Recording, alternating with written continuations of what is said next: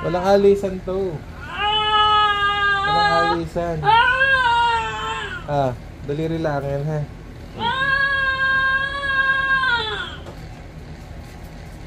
Walang alisan. Patayin na lang kita.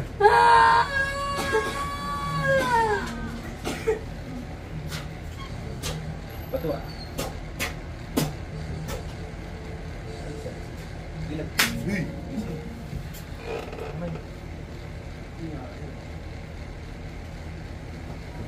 Parang nagtutulog ah.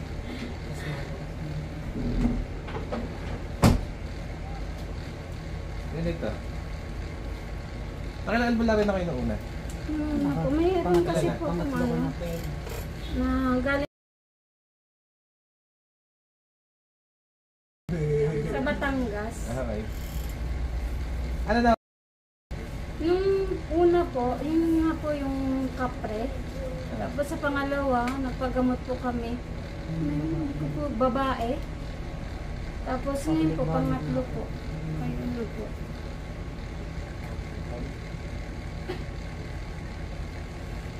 Okay, ganito. Ay. Mukha po nakakailan. Eh, bitis na. Lista na natin sila. Kahapon ang dami.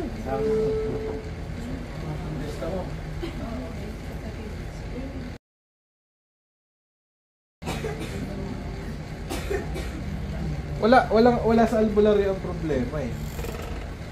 Wala sa albularyo ang problema. Ang problema ay nasa sa kanya. Ano po ano? Ganito. Ang may-ari kasi ng katawan mo, dalawa lang, ikaw saka ang Diyos Ama. Ngayon, either permission galing sa Ama or permission sa'yo, makakapasok sila. Ano naman ang Diyos ang nagpapasok niya? Sino kaya nagpapapasok? Yung ano po, Ikaw! Kasi nagawi po siya ng mga sa bahay. Eh, hindi na importante yun eh. Madali lang yan, kita mo naman. Tapos agad. Ganon ka sa simple. Pero para matigil yun, huwag mong papasukin sa katawan mo. Napakasimple. Ano kasi pinapasok mo sa katawan mo? Anong trip mo sa buhay mo? hindi ko po na ano eh, kasi kahapon Uulitin ko sa iyo kapatid. Ang specialty ko ay sanib. 7 taon ko na itong ginagawa. Ay, hindi yan makakapasok kung hindi mo papapasukin.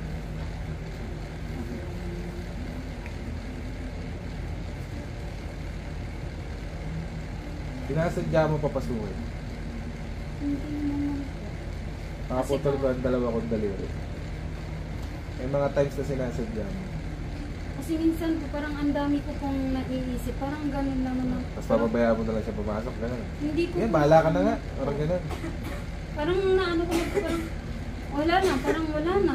Siguro hanggang doon na lang, parang hindi ko naman po na ano, minsan nakakalimutan ko po magdasal, parang ganun po. Hindi rin yun sa dasal eh. Nadasal ka nga sa Panginoon, sinatarantado mo naman yung katawan mo, di ginagalit mo rin ng Panginoon. Ano silbi ng dasal? Walang kwenta ang dasal. Kasi pinapapasok mo sila eh. Dadasal, Lord, bigyan mo kami ng ganyan. Pagka nagagalit ka naman, nadidepress ka, kung nagagalit ka sa asawa mo, sa pag may gusto mo mambalasit, pinapapasok mo naman. Ano silbi ng dasal? Para mo lang tinatarantado ng Panginoon. Hindi kitang sabi, ang katawan natin ay templo ng Diyos. Eh, bakit pinapapasok mo yan? Ibig sabihin, kasalanan kay Lord yung ginagawa mo. Eh, bakit mo nga ginagawa? Nababypass ang pangontra, nakapangontra ka. Yun na nga po. Tapos biglang uminit po to. Ganito nga. Imposible yan makapasok kung nakapangontra ka. Unless kung papapasukin mo. Kasi pinapatulog po siya. Hindi. Matagal ko na itong ginagawa, kapatid. Mas grabe pa ang sanib ng ginagamot ko na lumulutang, nag-i-Spiderman sa dinding. So yun, napaka-mild lang ng sanib. Kaso konting kanti ay papapasukin. Ano ba purpose ng pangontra? Para po ano po, hindi sa mga sa makapasok. Oh, bakit niya nakapasok? Yun lang nga po. Kasi nga, pinapasok mo. Napakasimpleng bagay. Yan ito, sige, buhay mo yan eh. Trip mo yan, you go. Ang problema lang natin dyan, paano pag yun sinanibang ka, tapos nagpakamatay yun? Ano mangyari sa'yo? Mangyari po yan. Patay ka din. Mangyari Yun lang sa- kasimple. Diba, nakasanib yun, tapos nagbigti. Ano mangyari sa'yo? Mhm. Patay. Ganun kasimple. Hindi yun malabo mangyari. Umilang ka ng, lalo kung nasa abroad ka, tapos ma-depress ka doon at na-homesick ka. Eh kung sumanib sa iyo at biglang magpakamatay, patay ka din. Gusto ko po siya. Wala sa albularyo ang problema.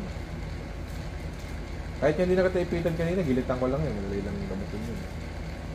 Kaso, Pabalik-balik. hindi siya pabalik-balik. Iba ng iba naman.